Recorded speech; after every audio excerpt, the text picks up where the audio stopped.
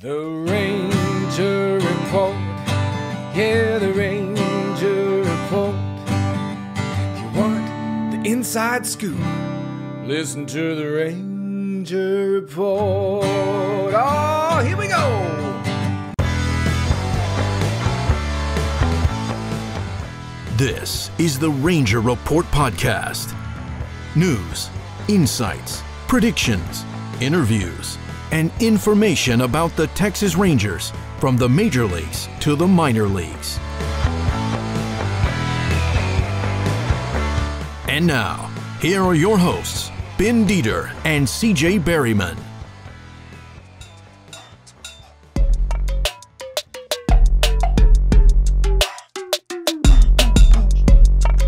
All right, everybody, welcome to the Ranger Report podcast. I am Ben Dieter, and today we are joined by Mark Brown. Mark, how you doing? You know, I'm doing great. Any chance I get to talk about the 31-17 Orioles in late May, I'm all about it.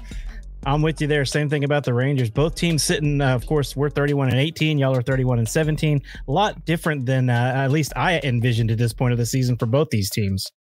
Yes. I mean, I'll tell you, I made a preseason prediction for the Orioles and I thought 81 wins. And the reason why I wasn't willing to go higher than that, I don't remember the exact thing right now, but people kept talking about it in spring training. It's basically like, it was something like in the last 50 years, whenever there's been a team improved by more than 20 wins from one year to the next, there's only been like twice where they've won more games in the third year than they did in the second year. So that's the category the Orioles are in. Yeah. And, I couldn't get that out of my head when I was trying to think about this season. Just not that it was impossible, but that the history is heavily against teams that so drastically improved as the 2022 Orioles did going into this year. Definitely so. On the Rangers, if they improve by 20 games, that would be 88 wins. I had them at 75. I think they're going to beat that. But, you're looking pretty good for that right now. Yeah. Everyone remembers 2 seasons ago when they got Corey Seager and Marcus Semien and John Gray and, the big splash. Then this offseason, Jacob deGrom, Nathan Eovaldi, Andrew Heaney, and everyone was thinking, all right, I was thinking one more year, 2024, the Rangers will start contending. This year will be a get to know each other kind of year. And then they come out, playing well. Seager gets injured. deGrom gets injured, and then here they are still at 31-18. So I got to say, my crystal ball did not tell me that was going to happen at all.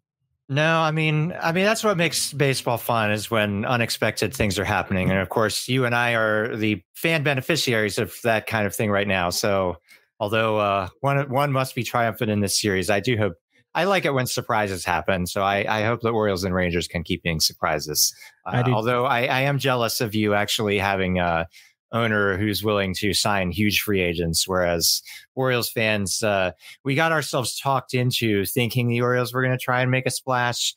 I don't know how much Rangers fans would have been aware of this, but there was during last season, general manager Mike Elias was like, oh, it's going to be liftoff from here, and talking about, oh, they're going to make significant additions or whatever. And the big free agent signings were Kyle Gibson, who I believe you guys have some familiarity with. Yep. And then Adam Frazier. That was the 2 free agent signings. Not as exciting as, getting Jacob deGrom. That's for sure. Well, we went through that a few years ago when they told us they were going to do that, and we got Kyle Gibson and Mike, what was his name? Mike Minor. And, just they kept getting these guys that were kind of a little bit washed up or having trouble, and then they would reboot them and then trade them away. Yeah, they would get good. So when they said they were going to spend money, I didn't believe it. But when they spent $500 million right before the lockout last year, we started believing, okay, maybe he actually is going to spend money now. They're really going to do it. Yeah. Well, we don't have that one quite yet in Baltimore, but maybe this coming off season, I guess we'll see. But yeah, it's been a lot of fun. Now, they played once already in Arlington. You guys took 2 out of 3 of those games, and it was a pretty good series. The Rangers right now, their biggest downfall is their bullpen. Their bullpen cannot hold a game to save their lives, but that's sort of going all around baseball. How has y'all's bullpen been holding up so far this season? It's really interesting. So this is actually one of the things that has changed with the Orioles since the last time we played, because the Orioles have, and if your fans really pay attention to other teams, you might have heard about it. The Orioles called up this guy after the Orioles played the Rangers. His name is Yenier Cano, He's from Cuba. He's 29 years old. The Orioles acquired him when they traded last year's closer, Jorge Lopez, to the Twins at the July trade deadline last year. Well, I think that trade was actually in August, but whatever. What used to be the July 31st trade deadline. And he was just kind of like a throw-in reliever to make the 40-man math even is kind of how I looked at him. And his problem was he had just walked way too many people. And I expected that was what he was going to be. And then it seems like over this offseason, somehow he just unlocked something to where he doesn't walk anyone anymore. Literally, he has pitched 25 2/3 innings now, 0 walks. He's got a 0.35 ERA, a 0.390 whip. So that guy suddenly is like the out of nowhere elite guy in the Orioles bullpen. He's capable of pitching like 2 innings. The Orioles, they ended up losing to the Yankees on Tuesday night, but Yennier Cano pitched the 7th and 8th innings to preserve a 1-run lead and didn't give up a run because he's allowed 1 run in 20 games so far. So that's pretty good. Which it's good that we've had an out of nowhere success like that because the incumbent closer, Felix Bautista, although his ERA is 1.50 after 23 games pitched, he's having major problems with command. He's issued, he's got a walks per 9 of 6.0. So that's not what you want. Now he's striking out 18 per 9 innings. So he's still got a 3 strikeout to walk ratio, right? But, putting a free batter on every or 2 out of every 3 innings in that way, I feel like a disaster is going to strike. And as we're recording this, my freshest memory of Felix Bautista is he gave up the game-tying home run to Aaron Judge by hanging a split-finger fastball on Tuesday night's game against the Yankees. So at the moment, I'm feeling gloomy about him. But the bullpen was a strength for the Orioles last year as they surprised at 83 and 79. Bautista was part of that. So was Cionel Perez, who's really stepped back this year. He's got a whip of 1.8 through 21 games. And Dylan Tate, who was the other guy in we know who he trio of is. good. Yeah, you guys had him too, right? So we drafted him. He was good last year as a reliever, and he hasn't pitched in the big leagues yet this year because he had a forearm strain over the offseason. I think he suffered in November. And so people were like, before, nobody knew about this until spring training, right? You know how those injuries go. Yep. They showed up in February and it was like, oh, by the way, he's been hurt since November, but we didn't tell you. So everybody was just kind of all through the offseason thinking, okay, Dylan Tate's going to come back and do well. And he's on right now, I believe it's the 30th day of his 30-day rehab. He's been pretty much bad everywhere they've assigned him throughout the rehab. So I have a feeling this forearm strain is maybe still plaguing him or whatever. I don't know. He's probably going to get optioned. But yeah, I mean, Cano, he's like the big guy, and I really hope he can keep it going. It's just a remarkable transformation, and it's a lot of fun. He's got like attitude. He does this strike a pose thing that he says was inspired kind of by Aroldis Chapman, a fellow Cuban late inning reliever. He just I can't even describe it. It's just amazing like attitude, and it's just like I feel like I'm watching a different team because after so many years of the Orioles being bad, like. We've got these guys that just are way into being good. And I'm just like, okay, well, Yennier Cano has never been around when the Orioles were bad. So I guess as far as he's concerned, all those bad years didn't really happen. Yeah, he doesn't know what it felt like. Yeah, exactly. No, today was a big one for the Rangers against the Pirates because Jose Leclerc, who was our closer a few years ago, just cannot find his location to save his life right now. And he got basically loaded the bases with a hit and a couple of walks. And we brought in Will Smith, who you've probably heard of. He's been around for a long time. They brought him in kind of to be that veteran in the back of the bullpen. And he struggled a little bit lately, but he got the last 4 outs of the game today to preserve a 3-2 or a 2-1 victory. Bases loaded. Yeah, strike out with the bases loaded to get out of the 8th. And then he closed out the 9th. So that was a big one for us. So for you guys, that might be trouble since we had been struggling, but our bullpen actually came through today. But I mean, the Cincinnati Reds series that the Rangers played a few weeks ago, all 3 games they led going into the 7th or 8th inning, and all 3 games the bullpen blew, and they lost all 3 of them, were swept by the Reds. So that, I mean, when that happens, when you're a team as good as the Rangers, leading the league in runs, you have the league leader in RBIs, and hits and home runs. Starting rotation has been awesome. Amazing. And then, of course, Marcus Semien leads all of the majors in WAR right now. I mean, just playing. Wow. No, I didn't even realize that. Yeah, Marcus Semien leads the entire major leagues in WAR right now. So he is playing out of his mind at the moment. Led off the day with a homer. Yeah, he led off the game with a homer today. But yeah, it's just when your bullpen, I mean, every Ranger fan across the nation, and CJ can agree with me, groans every time our starter comes out of the game. Yeah. Yeah, I mean, here's the thing about the Orioles. Basically, it's very likely every game is going to be close because, Baseball Reference keeps track of blowouts, 5 or more runs, right? So the Orioles have played 4 games out of 48 going into Wednesday that had a 5 or more run margin of victory for either team. So it's the Orioles just don't really blow people out. And for the most part, they haven't been getting blown out. So probably it's going to come down to one team's bullpen or the other trying to preserve a lead in late innings. And that's interesting. Like how every 2023 Orioles game is gone. They, even if it's like they score 5 runs off the starting pitcher in the second inning or something, and then it seems like Orioles starter of the night just gives back 4 runs, which is exactly what happened in Tuesday's loss to the Yankees. The Orioles hung 5 runs on Garrett Cole, but Orioles starting pitcher Kyle Bradish gave up 4 runs in the 5th inning, so that it was still a close game. And ultimately, they took the 1-run lead into the 9th, gave up the tying homer there, and then lost in extra innings, which a third straight extra inning game for the Orioles there. And that one they couldn't pull off scoring the Manfred man, and then they lost. Yeah, and it's interesting going into this one too, but with the Rangers having the most games thus far, are actually on pace to break the record for most 10 plus run games in a single season. And so, and to see, pretty much you guys, you want to see the bullpen. You want our guy to 4 or 5 innings, and then y'all are in good shape. Believe me.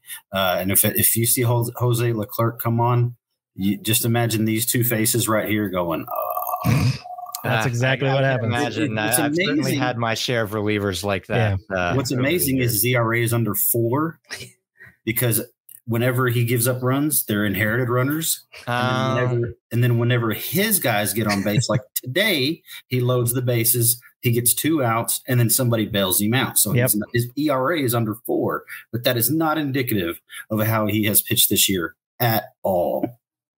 No, actually, a guy they sent down, Taylor Hearn, was actually pitching a little bit better, but his ERA was almost 9 because every run he gave up was not inherited. They were his own runs. Well, there you go.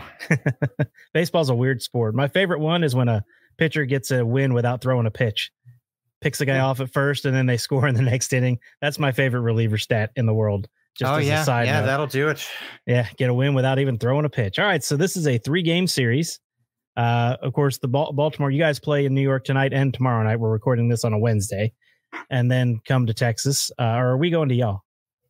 No, it's in Baltimore. They're actually debuting the Baltimore City Connect jerseys this weekend, if you can believe that. I think you guys just went through that earlier this year, if I remember right. We're wearing them every Friday now, too. Yeah, we wear them every Friday home game. Okay. So they're kind of cool, but I mean, it's a good idea, but I don't know. I'm kind of a classic uniform guy. I just kind of like the same because old. You have the city uniforms on Friday, and then we wear our old powder blues on Sundays every Sunday. Oh, yeah.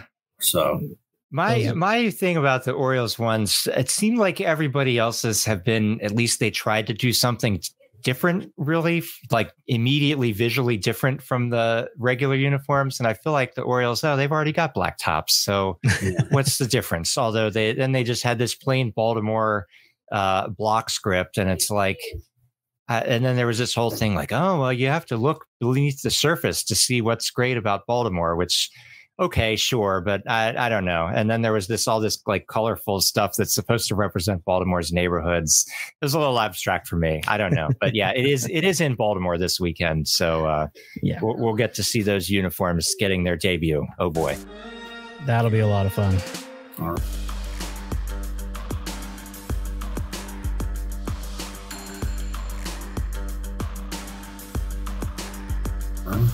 Yeah, Baltimore it touches home with me because that's the first bit of American soil that I saw when I came back from my deployment.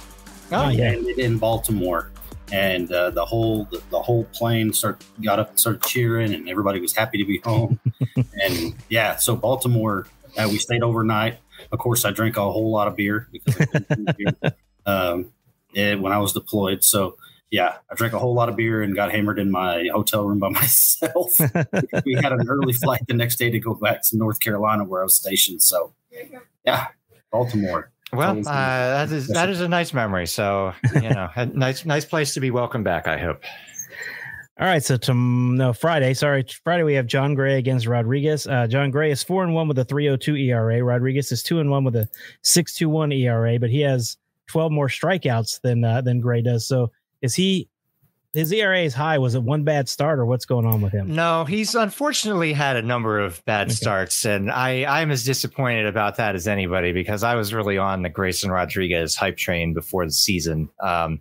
He, as you may know, he was like one of the top 10 or 15 prospects in all of baseball before the season began, and the Orioles had him start the season in the minors, and a number of people, including me, were upset about that because we felt like he didn't have any more to really learn at the AAA level, so why send him there?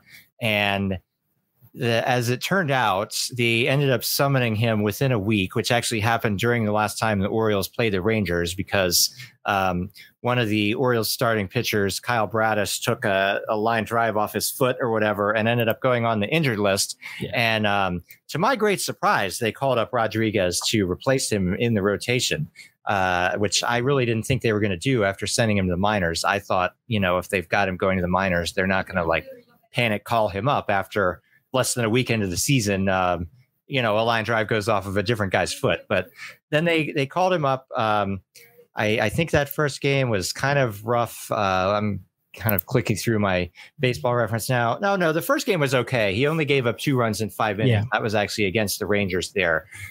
He's gone on to have 3 starts where he gave up 5 or more runs, and he's yet to pitch a full 6 innings, and he's gone fewer than 5 in 3 of his 9 starts. So he's really had some tough ones in there, mixed in with a couple of good ones, which were both against the Tigers, who are not a very good team this year, hitting wise. So it's like, okay, the best he's got to really hang his hat on was really his debut, where he held the Rangers to 2 runs in 5 innings, which now looks very good. Maybe people didn't anticipate that would look as good on April the 5th, but now that, what do you guys have, over 300 runs scored at this point, right? So yeah, it's a lot. That's pretty good. And Rodriguez also allowed only 2 runs in 5 2/3 against the Rays, another very prolific offense. So it's good that he's been able to do that, but he's had some real clunkers mixed in.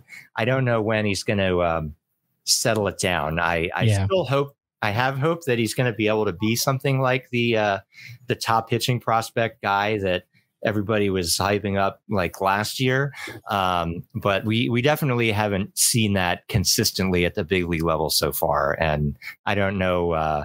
I still believe he's not going to learn anything more facing AAA batters, but there have been some harsh lessons facing major league batters so far. That's for sure. Well, fun fact about him: he's from Nacogdoches, Texas, which is about an hour from where I live. So, or that's at least where he went to high school. So I did not even know how to say that place. Nacogdoches, from Texas. A good buddy of mine is the head sports writer in Nacogdoches. So he actually went to the Rangers Orioles series just to talk to him and cover him a little bit, because he covered him in high school. So.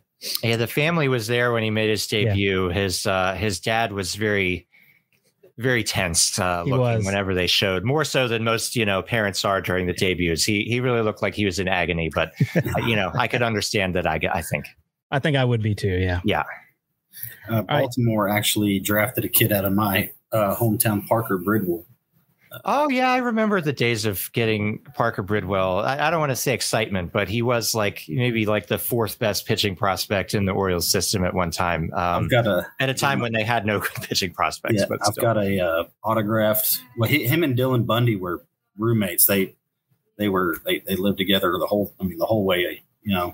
So that was cool. I got an autographed visor from Parker from when he pitched for the Angels. But that's when he got up, and he actually beat he didn't beat the Rangers. He pitched really well against the Rangers, and it was an odd day. Because my family knows his family, so. But yeah, he talked about going to Camden to sign his contract and all that kind of stuff. I wrote an article on him. I was a sports editor at the time in my hometown, and it was pretty neat. So I got a lot of Baltimore ties all of a sudden. Anyways, all right. Well, continue on. Saturday we got Andrew Heaney against Dean Kramer. Heaney. Now, for you guys, I'll let you know, you're going to get one or the other. Earlier this season, Heaney broke Nolan Ryan's consecutive strikeout record by striking out 9 batters in a row to start a game. Wow. He struck out the first 3 innings straight and then 10 of the first 11. And then another start, he gave up 7 runs in 2 innings and got pulled out before the end of the second inning. So depending on which Andrew Heaney shows up is depending on how Saturday's game is going to go for either team. Yeah, his last 2 starts have been pretty good. Yeah, pretty good. But yeah, his first start, he gave up 10 runs. Yeah, which was terrible. I covered that game, unfortunately. So. Well, Saturday's Orioles starter, I think it's Dean Kramer. Let me see. Kramer, yes, yeah, Kramer. That's what they got as probable. Yeah, he's been kind of similar. He really had a bad April. He had a 6.67 ERA after 6 starts at the end of April, and so far in May he's pitching to a 1.96 ERA over 4 starts. So, I it's going to be a question of how much is that improvement, I guess, going to last. There have been some good teams he's faced there. It's not like he was. Like with Rodriguez, where it was the Tigers, he had a run earlier in May where he faced the Braves and then the Rays, and he gave up 1 run over 12 innings. Wow! So and just had a 1 run in 5 1/3 against the Blue Jays in his last start out. So he's been up and down too. It was more down to start the season and more up since. And I'm hoping he continues on that trajectory, but I still am not. Confident that the May Dean Kramer is going to be the permanent Dean Kramer. I need to see some more from him to believe that. Yeah, see, Rangers fans and Oriole fans are alike that we all have serious doubts that our team is going to keep doing what they're doing. I guess it comes from when you haven't won the World Series. Ever for us. Yeah. Well, it hasn't been in my lifetime. I was born after they won in 1983. So as far as my life experience is concerned, they've never won the World Series. I only had to hear stories about that from my parents and whatnot. It was nothing I experienced myself. So it's like, that's part of my doing my podcast is kind of my therapy session about being an Orioles fan in that regard. Yeah. I started this podcast in 2011. When they were really good after, 1 World Series. I started it on their 2nd World Series run. And I remember like how upset I was. I don't know if you remember 2011, but the Rangers were 1 strike away from winning the World Series twice. Oh, sorry. Well, that was when Nelson Cruz did something weird in the outfield in like Game 6 or whatever. Yep. Yeah. Yep. Yeah, and that's one thing that Rangers fans all joke. We don't talk about Game 6, but still, 12 years later, we still don't talk about it. So that was an awful, awful experience. So I'd almost rather like get blown out in a World Series than lose the way they did in 2006. But I'd also like to get back to one. So we'll see if that ever happens. But what was odd about that year too is that the Rangers don't make the World Series without Nelson Cruz. No, you should. The playoff run that he had leading up to he actually went back to back with home runs with Adrian Beltre in that game. Yep. Earlier in that game. And he had over 10 home runs, I think, in the playoffs leading. He had a walk-off grand slam against Detroit. Walk-off grand slam. Yeah. The Rangers don't get there without him. And then that happens. Cruz is a guy Orioles fans have plenty of fond memories of. He was only here for 1 year, but he was part of the 2014 team that surprised everyone and won the AL East. And so, he was just a really fun guy to have on that team. And everybody then got mad that they didn't sign him as a free agent. The statement was that I think they didn't want to give a 4th year, or maybe they didn't want to give a 5th year because they thought he was going to be bad at the end. And here he is now. He's 42 and he's still in the league. So that was not one of the better Orioles decisions to think, we better not give that extra year to Nelson Cruz. But what can you do? Yeah. Hindsight's always 20/20 on those type things. So I wish the Rangers would have hung on to him too after that year. So yeah, that was right after he had gotten busted with the 50-game suspension. He got hit with the biogenesis stuff. So that was kind of why he was in the Orioles discount bin area of shopping at the time, and that ended up working out pretty well. He took less money to go to Baltimore then Just he to would get a have received one-year the deal. qualifying offer. Yeah. If he would have accepted the qualifying offer. So yeah, he bet on himself there, money wise, and he lost about $5.1 million. But yeah, good memories of Nelson Cruz, mostly, except for that. Mostly, really.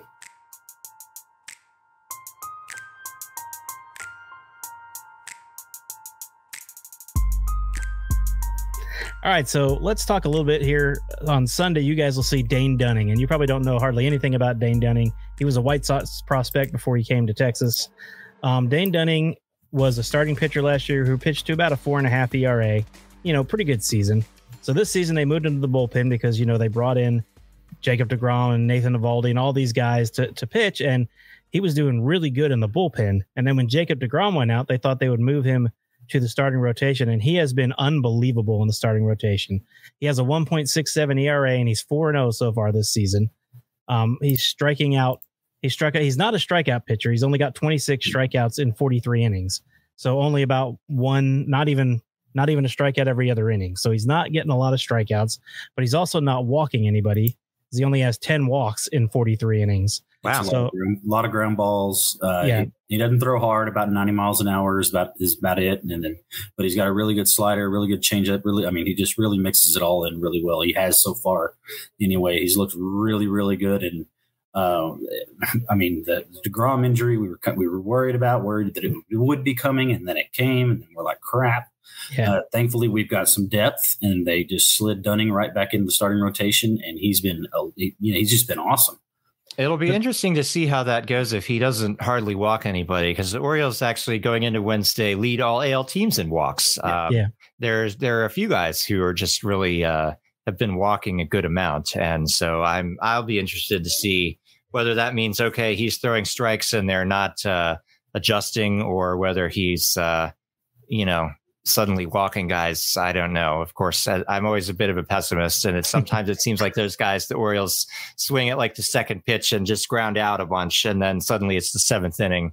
But no, actually the Orioles this year, they've been doing well the second time through the order, even more so than you would expect for the times through the order penalty. And this is current through Wednesday's game. Their first time through the order, they're OPSing 629 against starting pitchers. And the second time through the order, they're OPSing 899. So it's really been the middle innings where they've been doing their damage, when it's like the second time around against the starting pitcher. So that'll be the whole weekend. The whole year so far, I've been like, okay, why are they falling behind early every game? And then they come back in the middle innings. And that seems like it's just been the consistent pattern. Well, the Rangers' main problem, in my opinion, offensively, they've been really good, obviously, with all the runs they've scored and everything, but they cannot hit breaking pitches. They have so much trouble. So if a starter is throwing like nasty breaking stuff, sliders, curveballs, they're going to struggle the whole day. Every single one of them, it seems like, and I don't know why, just cannot figure out how to hit a breaking pitch. I don't know why, but that's the only frustrating thing I've seen in our offense so far. It's just the inability. Guys like Rich Hill last night, even though they finally got to him in the fifth. Rich Hill. Yeah. Rich Hill. What is he, like 50? He had 9 Ks and 4 and 2. It's so weird for me every time he comes up and he's like 47 or whatever. Rich Hill, I have a very vivid memory. He was on the 2009 Orioles, and he was so bad. He was so bad. So it's just, here we are 14 years later. He's still in the league. It just is amazing. It really is. It really is. So the Orioles, all of the Orioles starters has the capability of in this series has the capability of having a good breaking pitch.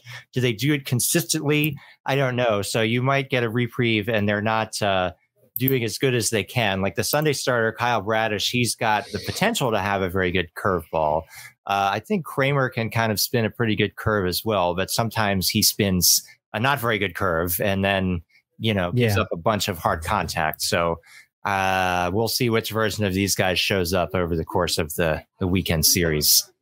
I think it's going to be a lot of fun. Again, like I said at the top, I did not expect this to be a two top teams in the American League battle when it came back around to the late May Orioles Rangers games. And it's actually been a lot of fun to see both teams because, as a guy who's an AL West fan and who's a Texas Rangers fan, we're against the Yankees and we're against the Red Sox. So to see the Orioles succeed, always has made me happy just because it's not the Yankees and it's not the Red Sox. Well, I tell you, it certainly is happy for Orioles fans for the same reason, because pretty much my entire adult lifetime, it's been, the Yankees are dominant, the Red Sox are dominant, one or both at the same time.